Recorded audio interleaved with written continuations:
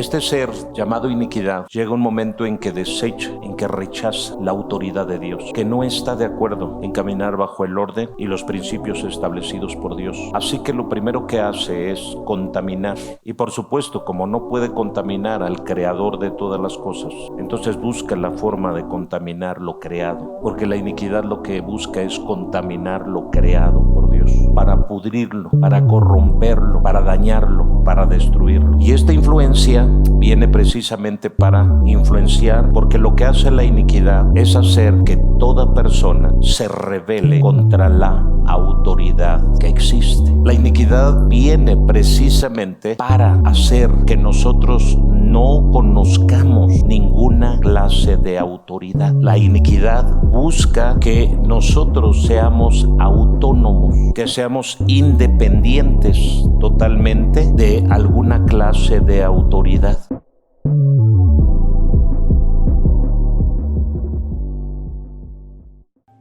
Ocupen su lugar, por favor.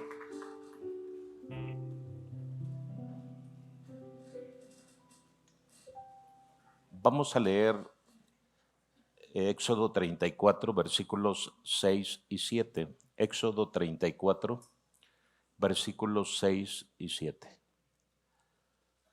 Dice la palabra: pasando delante de él, proclamó: Señor, el Señor Dios clemente y compasivo, lento para la ira y grande en amor y fidelidad, que mantiene su amor hasta 1000 generaciones después, y que perdona la iniquidad y la rebelión y el pecado, pero que no deja sin castigo al culpable, sino que castiga la maldad de los padres en los hijos y en los nietos hasta la 3ª y la 4ª generación.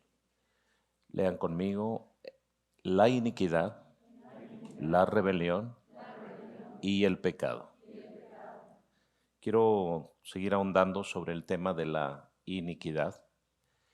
Y hoy voy a hablar un poco acerca de este misterio de la iniquidad, y voy a hablar también desde una perspectiva que es Biblia y política. Quiero que entendamos este concepto desde cómo la palabra de Dios nos muestra a este ser o a este personaje según el apóstol Pablo. Lo primero que tenemos que diferenciar es entre transgresión, pecado e iniquidad. La iniquidad es la máxima expresión del pecado y de la transgresión del hombre. Repito, la iniquidad es la máxima expresión del pecado y la transgresión del hombre. Un ejemplo sencillo sería lo que sucede al interior de un hogar. Comienzan con simples peleas, después esto va acrecentándose y se llenan de coraje, de enojo, de odio entre la pareja. Y podríamos decir que esa pelea comenzó con un pecado, porque el pecado podemos definirlo como el fracaso moral del hombre, así sencillamente. El pecado lo definimos como el fracaso moral del hombre. Y este fracaso moral es manifiesto en las obras de la carne. Dice la palabra de Dios en Gálatas 5, y manifiestas son las obras de la carne, que son pleitos, celos, iras, contiendas, disensiones. Entonces vemos ese fracaso moral del hombre, y la transgresión es cuando después de tener un problema de discusión, de enojo no solucionado, no perdonado, también entra la otra parte que es la transgresión. Y la transgresión está conectada con un romper la confianza entre los unos y los otros. Así que transgredir es romper la confianza que existe. Por eso lo que hace el fracaso moral del adulterio, no solamente se comete ese pecado, sino se transgrede algo más, que es el rompimiento de la confianza dentro de la pareja. ¿Están aquí? Así que la transgresión tiene que ver con ese rompimiento de la confianza entre los unos y los otros. Lo que pasó con Adán y con Eva fue que cuando ellos transgredieron la ley, ellos rompieron esa confianza que existía. Esa confianza que había, esa armonía que había entre Dios y ellos se rompió. De tal manera que Dios tuvo que expulsarlos del huerto del Edén, precisamente por la ruptura de la confianza. Ni Adán tuvo ya confianza en Dios, ni tuvo confianza en su mujer, porque dije, la mujer que tú me diste. En otras palabras, culpaba a Dios y a la mujer de lo que había hecho. Entonces se rompió una confianza. Y cuando hablamos de la iniquidad, ya en el nivel máximo, que es la expresión del pecado y la transgresión, podemos decir que es la culpa, la maldad, ¿sí? La rebelión que hay en el corazón de una persona, que todo lo recto ya lo torció. Cuando alguien ya está afectado dentro de una relación, ya todo lo tuerce. Es la primer característica de una persona cuando ya la iniquidad tomó control de su vida. Porque la iniquidad significa también algo que se tuerce, algo que pierde lo recto. Así que cuando nosotros ya somos absorbidos o tomados por la iniquidad, una de las características que nos representa es precisamente eso, que ya todo lo torcemos.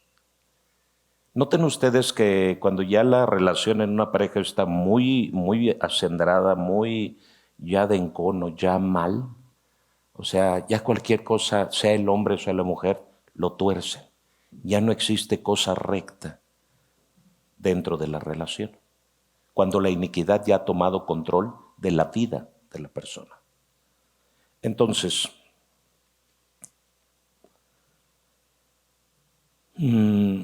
cuando el apóstol Pablo nos habla acerca de el misterio de la iniquidad, leyendo segunda de Tesalonicenses 2:7, cuando nos habla del misterio de la iniquidad, nosotros tenemos que entender cómo va evolucionando la iniquidad. La iniquidad evoluciona. La iniquidad va a llegar un momento en que va a llegar a su máxima expresión.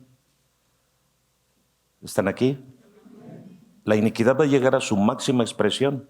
Así que cada uno de nosotros debemos considerar que va a llegar un momento en que esa iniquidad que comenzó internamente a tener una influencia dentro de nosotros, va a tener una máxima expresión de encarnamiento. Por eso dice el apóstol, porque ya está en acción el misterio de la iniquidad. Primeramente vemos que es como una influencia, la iniquidad. Es como un control interno que existe en la vida de cada persona. Eso es la iniquidad. Así comienza la iniquidad, como un control interno dentro de la persona, y que por supuesto desde los tiempos de San Juan, que estamos hablando de hace 2000 años para acá, y desde los tiempos de Moisés, que estamos hablando de 3500 años para acá, ya el misterio de iniquidad estaba obrando. ¿Pero qué creen? El misterio de iniquidad, o la iniquidad, mejor dicho, para nosotros es un misterio. Y un misterio, si nosotros lo definiéramos, es un hecho o una cosa cuya naturaleza, causa u origen o razón de ser no tiene explicación o no se puede entender. Un misterio es un asunto secreto o reservado. Un misterio, sí, también puede generar muchas teorías, porque es un misterio, porque no se entiende, o porque es algo secreto, porque es algo que no se ha visto. Pero algo que llama mi atención es lo que ya el apóstol Pablo menciona aquí. Dice, el misterio de iniquidad. Entonces, en ese momento Pablo está diciéndonos a nosotros hace 2000 años que la iniquidad ya no va a seguir operando como un misterio, sino que ahora Pablo lo va a revelar. Pablo lo va a mostrar. Pablo nos va a enseñar cómo es que opera esta iniquidad en la vida del hombre. Así que deja de ser un misterio y menciona, sí, que ese misterio de iniquidad ya está en acción. Desde ese tiempo, desde hace 2000 años a la fecha, estaba en acción. Desde hace 3500 años, según Moisés, capítulo 34 de Éxodo, ya estaba en acción en la vida de las personas. Pero la iniquidad tiene por supuesto, una raíz, tiene un origen. Y la palabra del Señor nos muestra, nos revela en Ezequiel capítulo 28. Nos dice que este ser, este querubín que tenía la tarea de preservar la verdad, porque él estaba en esa asignación.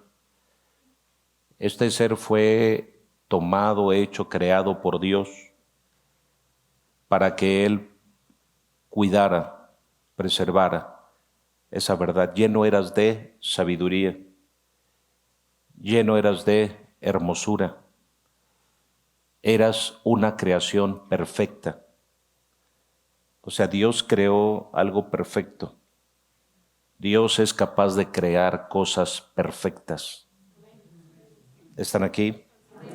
Y desde ahí vemos que este ser, este querubín, fue creado muy diferente a todos los demás seres angelicales, porque de él solamente se dice que él era lleno de hermosura, él era lleno de sabiduría y sus vestiduras eran extraordinarias y él resguardaba dentro de lo que es en el Edén. En Edén él estaba antes que Adán. Él estaba en ese Edén. ¿Estar aquí? Antes de que Adán fuera colocado en ese Edén, este ser estaba ahí. Y tenía que cubrir el trono de Dios, la verdad de Dios, porque del trono de Dios sale la verdad y la justicia de Dios. Y ese era el trabajo, la asignación de este ser. Pero dice la palabra de Dios, perfecto eras en todos tus caminos. Noten ustedes, desde el día en que fuiste creado hasta que se halló en ti maldad. Entonces, quiero mencionar algo interesante que probablemente a veces no se resalte, pero que es importante mencionarlo. La iniquidad, su acción comenzó desde ese lugar donde estaba Dios y los ángeles. Desde ahí comenzó la acción de la iniquidad. La iniquidad no comenzó aquí en la tierra. La iniquidad comenzó desde un lugar llamado cielo. Desde ahí comenzó a operar, a accionar la iniquidad. Y algo más todavía. Esta iniquidad tenía influencia, tenía lugar, tenía posición delante de Dios antes de convertirse en la iniquidad. Antes de convertirse este personaje o este ser femenino, porque iniquidad se relaciona con algo femenino. estaba delante de Dios, en la presencia de Dios.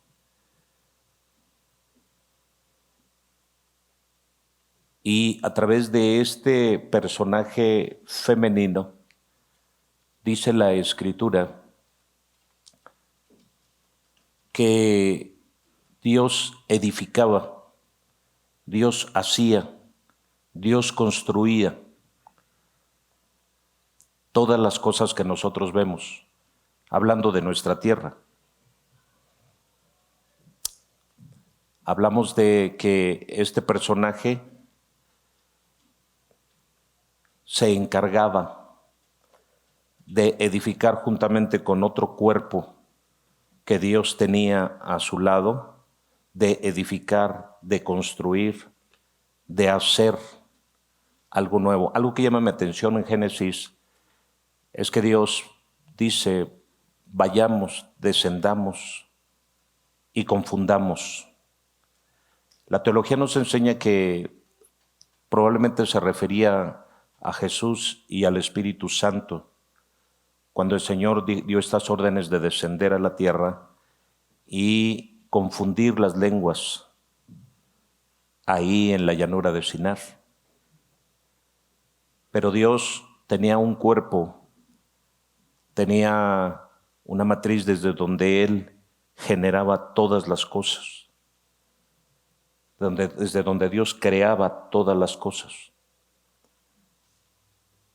Entonces, este ser llamado iniquidad llega un momento en que desecha, en que rechaza la autoridad de Dios, que no está de acuerdo en caminar bajo el orden y los principios establecidos por Dios. Así que lo primero que hace es contaminar.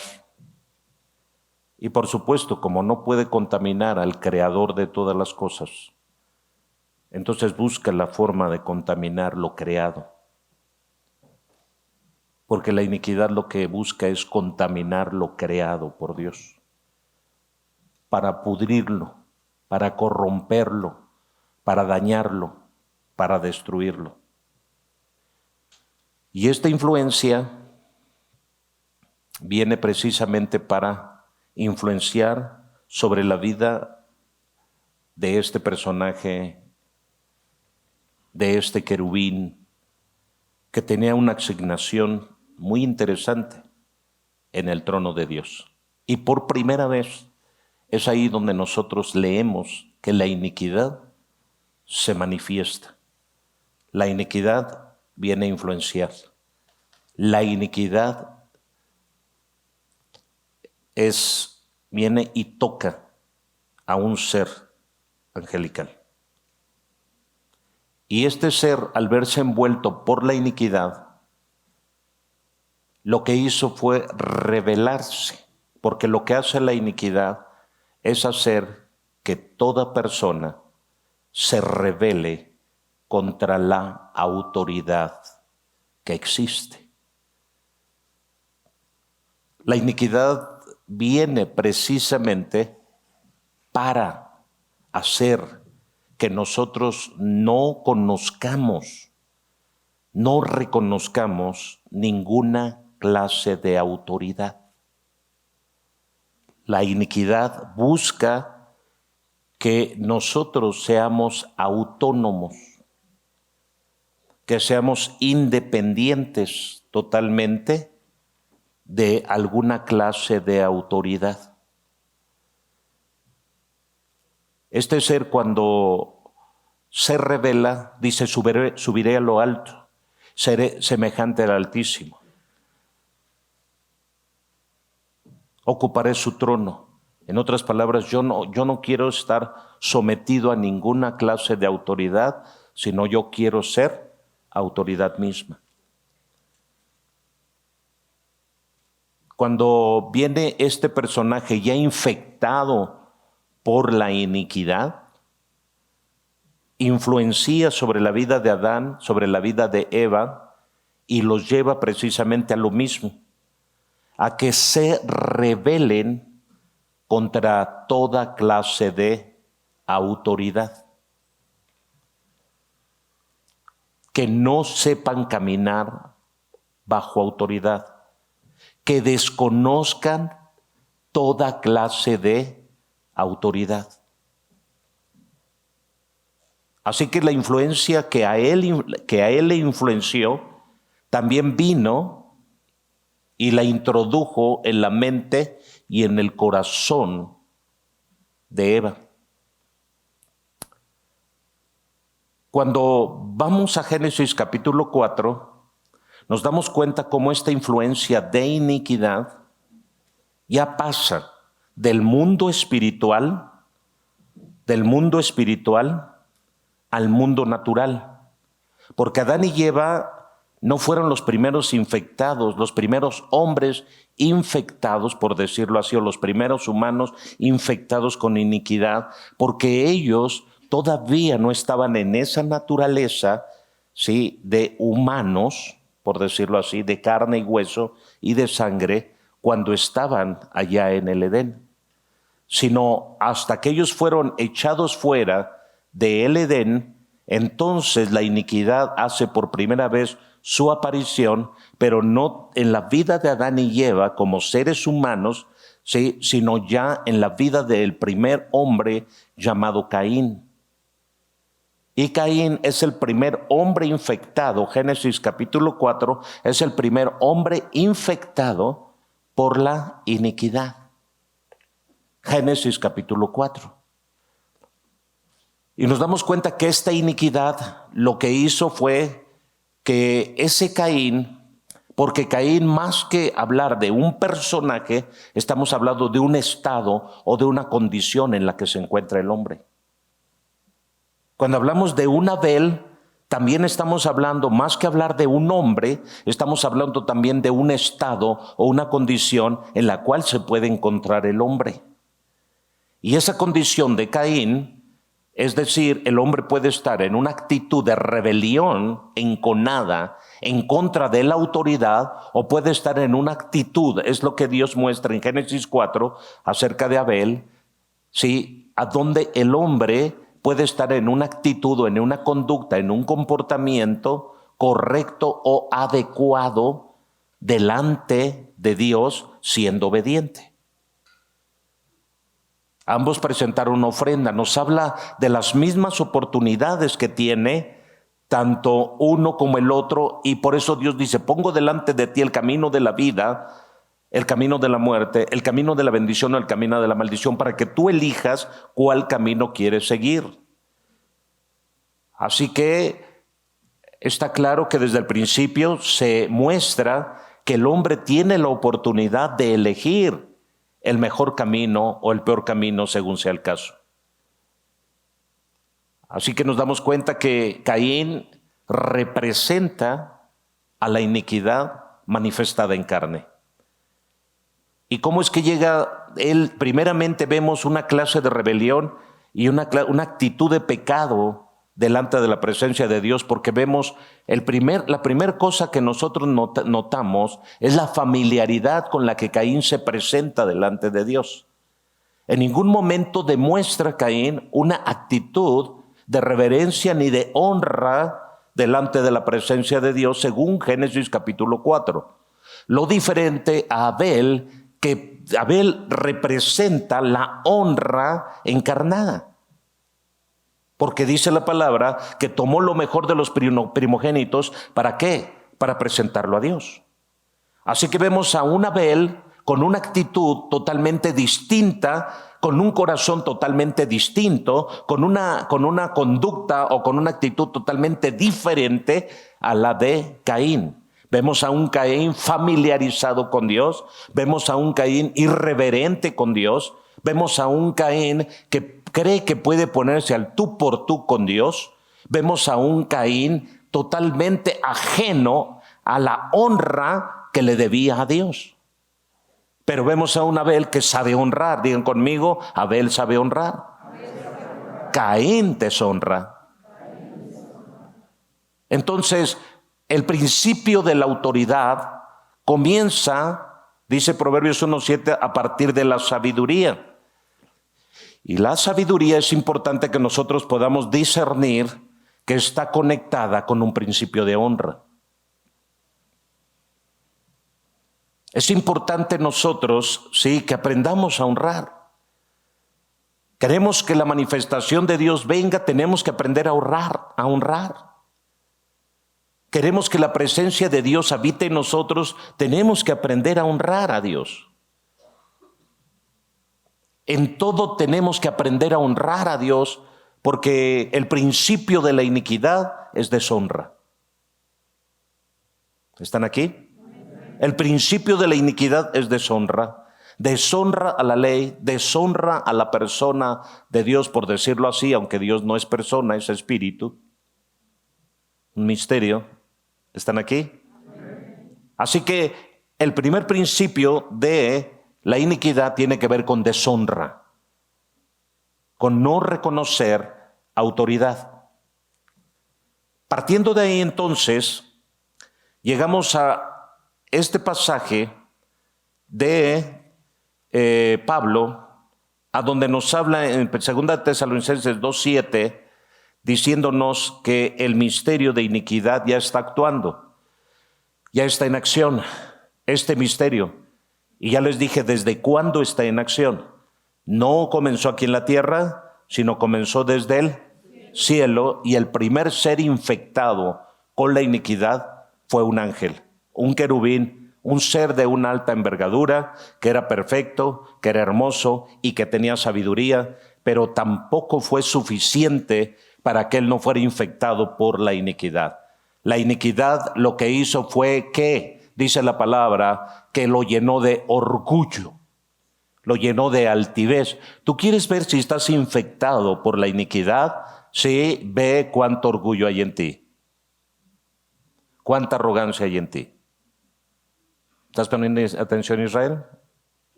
¿Están aquí? ¿Cuánto orgullo hay en ti? ¿Cuánta arrogancia hay en ti? Piensen en eso. Porque la plataforma de la iniquidad, donde se planta, donde se para tomar impulso, es a partir del orgullo, es a partir de la altivez, es a partir de la arrogancia. Eso, por supuesto, que nos hace ser autosuficientes, nos hace ser independientes, porque hay dos clases de independencia. La independencia que nos educan nuestros padres para no ser dependientes, sino para ser suficientes, o la independencia con la cual nosotros somos autoeducados y creemos que no necesitamos de nadie. Porque ese es el mayor problema, que cuando el orgullo y la soberbia nos absorben, que es la plataforma desde donde parte la iniquidad, si Satanás no se hubiera llenado de arrogancia y de soberbia y hubiera mantenido la humildad de su postura, las cosas serían distintas. Las cosas serían diferentes. Pero el problema es cuando nosotros nos llenamos de arrogancia. Y nos llenamos de arrogancia y no necesitamos más del profesor de matemáticas. No necesitamos más del patrón con el cual estuvimos trabajando determinado tiempo. No necesitamos más de mí, no necesito más a mi padre. No necesito más a mi madre. Yo me basto y puedo solo. No necesito más a mi esposa. No necesito más a mi pastor, yo ya no lo quiero. No necesito a ningún mentor ni a ningún ministro que me esté ahí diciendo lo que tengo que hacer. Yo puedo solo. Ese es prácticamente el misterio de iniquidad en acción en la vida de cada individuo, en la vida de cada persona. Cada hijo que desprecia a su padre, cada hijo que rechaza la autoridad de su padre, está infectado por la iniquidad y su plataforma es la soberbia. Cada mujer que no se sujeta a su esposo, un esposo bueno, un esposo honesto, un esposo íntegro, un esposo recto, un esposo trabajador, un esposo proveedor, ¿sí? Simplemente está demostrando esta mujer que está impregnada de iniquidad. Un varón que no se sujeta al orden y al principio establecido como varón en esta casa, empezando desde su identidad, desde su paternidad, desde su sacerdocio, y hace lo que se le pega la gana sin dar cuenta a nadie de sus hechos y de su vida, esta persona ya fue infectada por la iniquidad. O sea, que la iniquidad se para y se planta a partir de ¿dónde? Del orgullo y de la soberbia. Por eso, si algo dijo el Señor Jesús, fue: aprended de mí. Es increíble cómo es uno de los pocos pasajes a donde el Señor dijo: van a aprender algo de mí. Siempre nos dijo: aprendan del Padre, vean al Padre, amen al Padre, obedezcan al Padre, caminen con el Padre. Pero de repente hay ese pasaje que el Señor nos sorprende y nos dice: aprendan de mí. ¿Qué es? ¿Qué aprendemos de ti, Señor? Ustedes se dan cuenta, el Señor Jesús nunca estuvo lleno del ego, del yo. Jesús nunca se plantó ahí. Y todos los servidores que están caminando con el Señor también tenían la misma característica que su maestro. No se paraban en el ego del yo. Es que yo recuerdo. Es que yo hice, es que véanme a mí, predicamos y véanme a mí, vean cómo yo he triunfado, vean cómo yo he tenido éxito, vean cómo yo he logrado salir adelante, vean cómo ya no lo hacen a manera de testimonio para edificar, sino a manera de presunción. Y eso es chocoso y eso es molesto, como muchas personas se paran desde la plataforma del ego. Cuando la Biblia dice: aprendan de mí, que soy ¿qué? Manso y humilde de. Así que la iniquidad te lleva y te mete en un ego profundo. El primer ser que fue tocado por la iniquidad dijo: ya no quiero yo ser ni hermoso, ni sabio, ni quiero ser perfecto, quiero ser Dios. Adán y Eva dijo: no, ya no quiero la imagen solamente ni la semejanza de Dios, quiero ser Dios. Porque lo que hace la iniquidad es inflar tu ego. ¿Están aquí? Infla tu ego. No, hombre, te hincha tu ego. Te lleva a un nivel donde tu ego, ¿se han dado cuenta? Por eso tantas fotos subes a las redes sociales tuyas. Eso es puro ego. Es un ego tremendo. Vean en mi perfil cuántas fotos subo mías. Hay tanto ego en el corazón de tantas personas, ¿sí?, que tratan de buscar su mejor perfil para plasmarlo en una imagen, porque como no tienen imagen, necesitan de una imagen para estar llenos. Cuando la Biblia dice que tenemos la imagen de Facebook, la imagen de Instagram, de Twitter. O sea, ¿acaso dice eso Dios? Dice Dios: nosotros llevamos la imagen, ¿sí?, la imagen del Dios invisible. Porque Jesús dice que vino a revelar, y Él es, cuando fue mostrado, dice, Él es la imagen del Dios invisible. Y cuando habla de una imagen, está hablando, digan conmigo, actos, acciones, comportamientos, conductas. Porque la imagen se relaciona más con esto. Con actos, acciones, comportamientos, conductas. Es decir, que Jesús realmente, siendo la imagen visible del Dios invisible, es que Él hablaba, actuaba y se comportaba como si fuera Dios.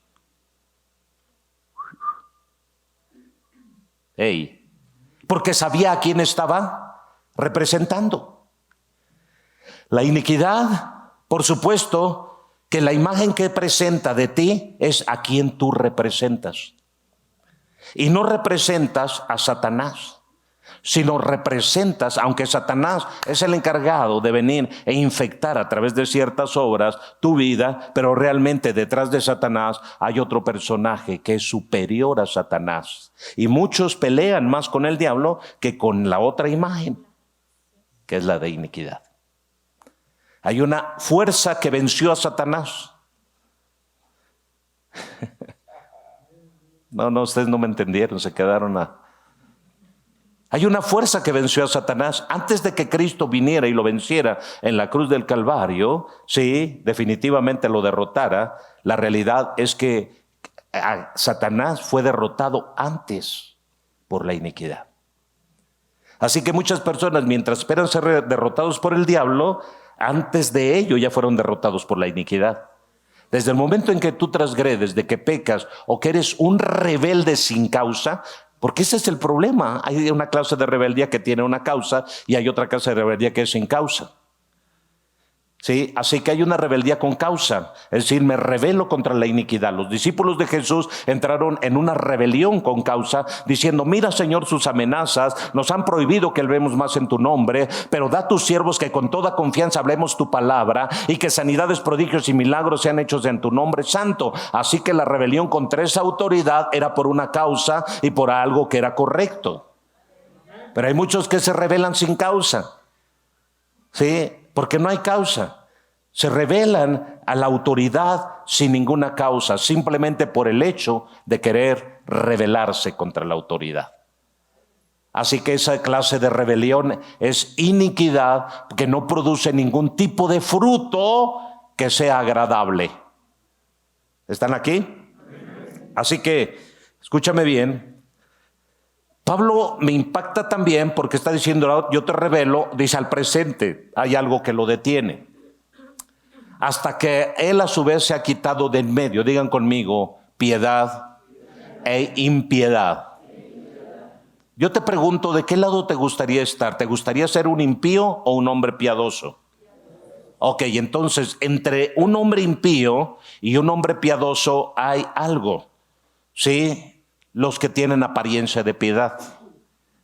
La palabra de Dios habla que habrá hombres en aquel tiempo que tendrán, o sea, ¿cuál tiempo? Digan conmigo, que estamos viviendo. ¿Cuántos creen que estamos viviendo el último tiempo? Como 3, todos los demás están en el, no sé, buscando el conejo en el país de Alicia. ¿Qué es lo que está pasando con la iglesia?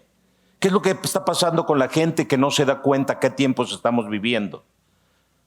La palabra de Dios dice en Mateo 24 que estaríamos viviendo los últimos tiempos a través de una serie de señales que nos marcarían el principio del fin. Y esa serie de señales serían desgracias sucesivas por diferentes lugares. No es cada vez que aparece un terremoto fuerte que nosotros tenemos los profetas del último tiempo. Los profetas del último tiempo son los que se levantan para decir, vino un terremoto, Cristo viene. Señores, por favor, debemos entender, conforme a los principios de la Biblia, que serían actos sucesivos, continuos, uno tras otro, que estarían sucediendo y que serían las señales que advertirían antes de la venida de Cristo. Y dice la palabra de Dios en Mateo 24, habrá pestes. Habrá guerras, habrá hambres, habrá terremotos, se levantará nación contra nación. Entonces quiere decir que habría sedicciones por diferentes países al mismo tiempo que estaría temblando en varios países, al mismo tiempo que habría pestes en varios países. Desde el año 2019 nosotros comenzamos a escuchar rumores de todo esto, pero ya en un nivel más elevado. Y no es realmente algo que tenemos que pasar por alto qué es lo que está pasando en el mundo. Porque mientras en un lugar está temblando, en otro lugar están inundándose. Y mientras en otro lugar se están inundando, hay otro lugar a donde se están levantando internamente sedicciones. Irán. Es increíble ver cómo en Irán, después de tantos años, por fin el pueblo se abre los ojos y se harta, llega al hartazgo del tipo de gobierno, de autoritarismo que hay dentro de ese país, y ya llegó al hartazgo y ahorita están en una sedicción tremenda interna. Esto, ¿saben qué va a ser? Irán es una representatividad del mundo musulmán. ¿Y saben qué es lo que está pasando ahorita? Cuando vean, porque es un ejemplo, por decirlo así, Irán es un ejemplo del mundo musulmán. ¿Y saben qué es lo que está haciendo cuando el pueblo se rebela y dice, ya estamos hartos de este tipo de gobierno? Está simplemente manifestando y revelando que algo viene al mundo musulmán. Va a venir una inestabilidad al mundo musulmán que parecía que por muchos siglos se mantuvieron muy convencidos acerca de su doctrina, acerca de sus enseñanzas, acerca de su filosofía, acerca de su religión, cuando había tanta iniquidad dentro de ellos que ahora el pueblo está despertando. Y si Irán despierta, van a despertar todas las demás comunidades. Va a haber un movimiento de rebelión en contra de tanto autoritarismo que ha habido dentro de esos regímenes que ha venido a afectar a la sociedad. Hay un momento en que esto se va a volver un caos en el Medio Oriente. Así que podemos darnos cuenta que algo está pasando y algo está simbrando la tierra. Algo está pasando y algo está simbrando el universo. Y nosotros, todo esto nos está advirtiendo que Cristo viene. Nos advierte que el Señor está a las puertas. Nos advierte que el mundo que tú ves ahora en tu país, en México, tanta violencia, tanta agresividad, ver cómo las personas se levantan en contra de la autoridad, golpean a los policías, nos habla precisamente del aumento de la iniquidad que existe en nuestro país. Y todo esto gracias a algo que llamamos liberalismo. Digan conmigo, liberalismo. Nosotros estamos siendo doctrinados políticamente sin darnos cuenta.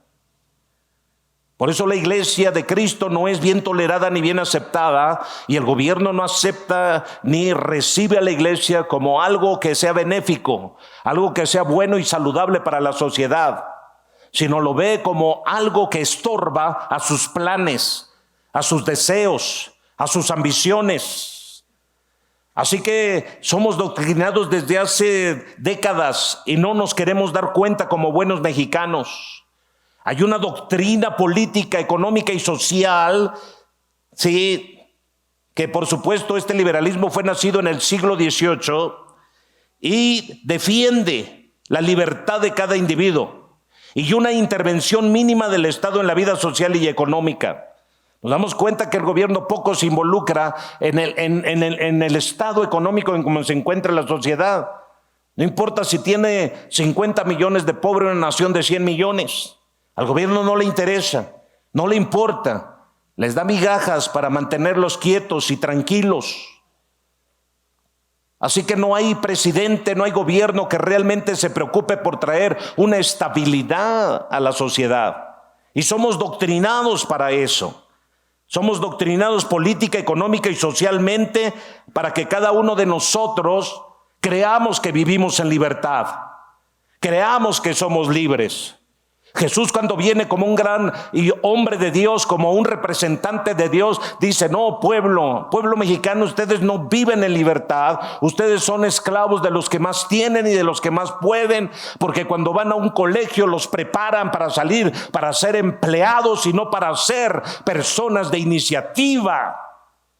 Salen con una mentalidad para convertirse en simples peones de los poderosos que los gobiernan a ustedes, pero no salen con la mentalidad de inversión.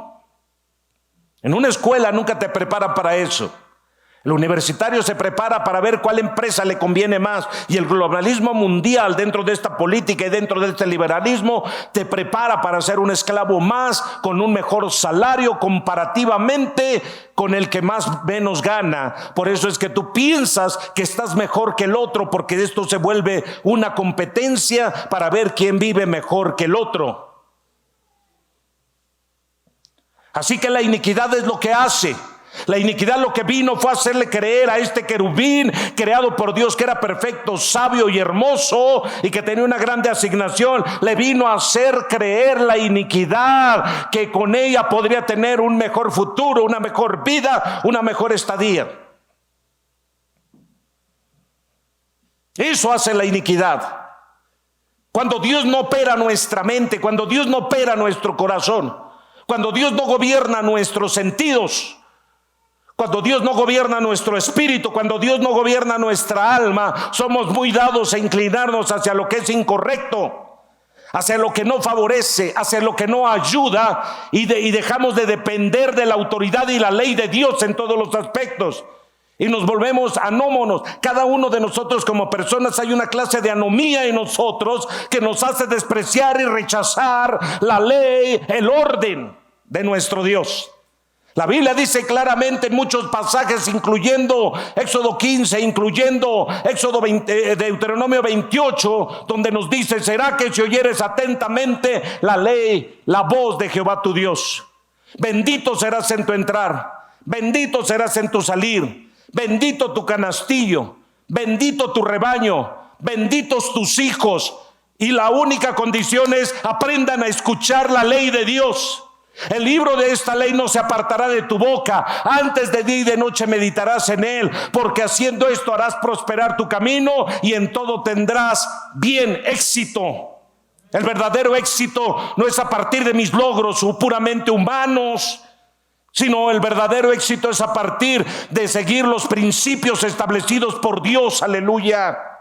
El hombre, por seguir sus propias reglas, vean hasta dónde ha caído. Los hombres han dejado de ser hombres masculinos, varones, y tienen un problema de identidad, y hay una gran lucha que se está peleando desde las tribunas de los políticos, a manera de que se defiendan derechos inexistentes pero inventados por los simples deseos carnales de alguien que dijo que realmente hay un tercer sexo que entra dentro del plano homosexual. Dicen, odian a los homosexuales la iglesia. Hay una persecución de odio de las iglesias en contra del homosexualismo. Claro que no hay una persecución de odio. La verdad es una cosa y la persecución es otra. Hablar la verdad no es persecución. Hoy es pecado hablar la verdad. Hoy es pecado decir la verdad desde estas trincheras. Hoy hablar con la verdad incomoda a medio mundo. Hoy hablar con la verdad lastima y hiere el corazón frágil de todo ser humano. ¿Qué es lo que está pasando con nuestra sociedad? Ya bien lo dijo el profeta Isaías cuando hablaba acerca de esto, de que en el último tiempo vendría un relativismo tremendo a gobernar sobre la faz de la tierra. El profeta dijo, llegará el día en que los hombres a lo bueno llamarán malo y a lo malo llamarán bueno. ¿Saben qué es esto? Esto es relativismo puro. Esta es una clase de filosofía que lleva a convencer o a persuadir a las personas, a convencerles de que no hay una verdad absoluta. Muchos están convencidos en este relativismo de que no hay una verdad absoluta. Muchos están convencidos dentro de este liberalismo que no puede haber verdaderamente un bien común en todos, así que nos toque vivir como nos toque vivir, lo importante es que vivamos. Así que Biblia y política prácticamente, sí, podemos ver a través de las escrituras cómo la iniquidad, dice la palabra de Dios en el versículo 8 de 2 Tesalonicenses 2, que va a llegar un momento no solamente en que el misterio de iniquidad va a estar en acción, no solamente el misterio de iniquidad va a estar influenciando, sino va a llegar el momento en que este ser, y entonces se manifestará aquel inicuo. Quiere decir que la iniquidad va a llegar un tiempo en que la iniquidad va a cobrar cuerpo, va a cobrar forma. La iniquidad va a tomar un cuerpo y se va a manifestar totalmente a la vista de todos los seres humanos.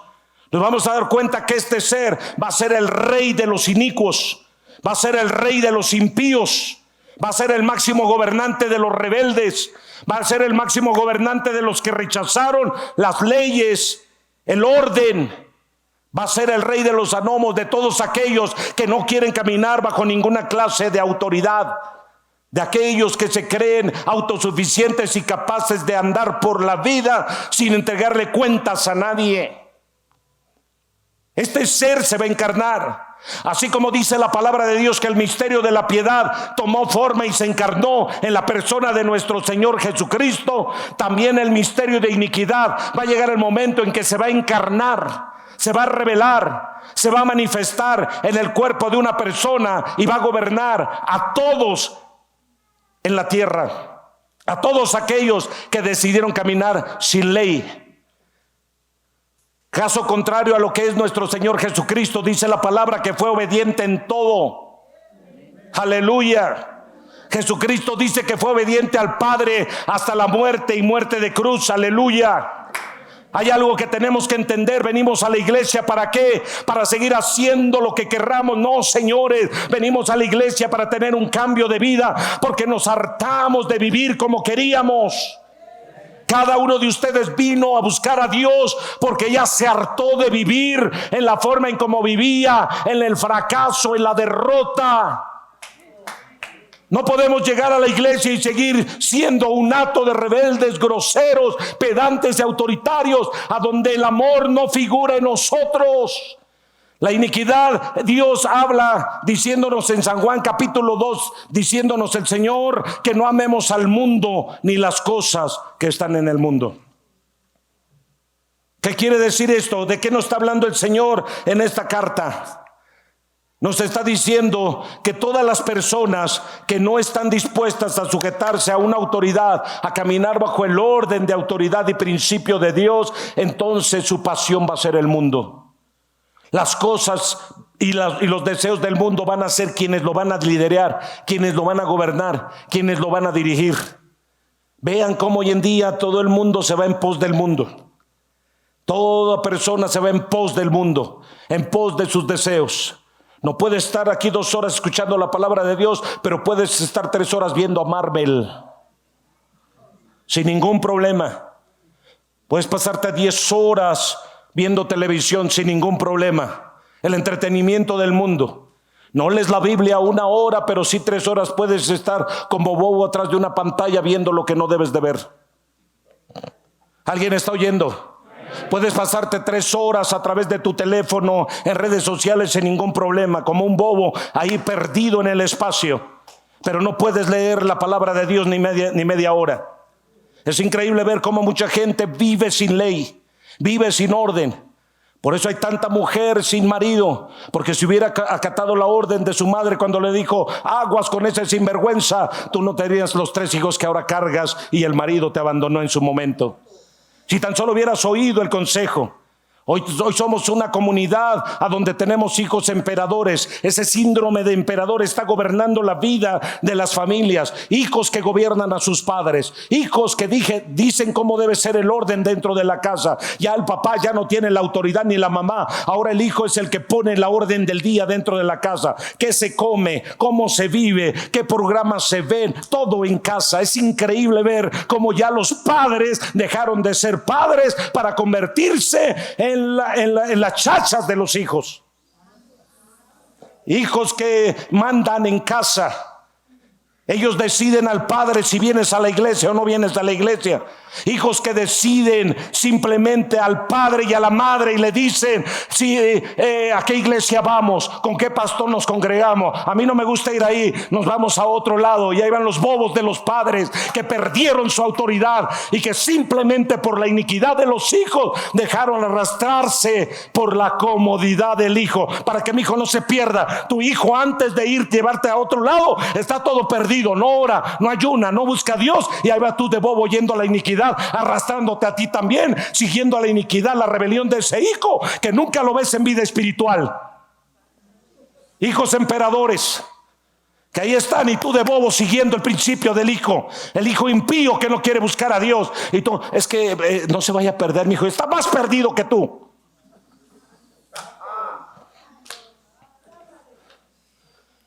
Estoy tocando fibras íntimas porque puedo ver en el espíritu cómo muchos hijos han sacado a sus padres del propósito, porque te falta autoridad. Y como no tienes autoridad, entonces tienes iniquidad, porque la anomía tiene que ver con falta de autoridad, simplemente de la de Dios, para someterte a una falsa autoridad. ¿Alguien está oyendo?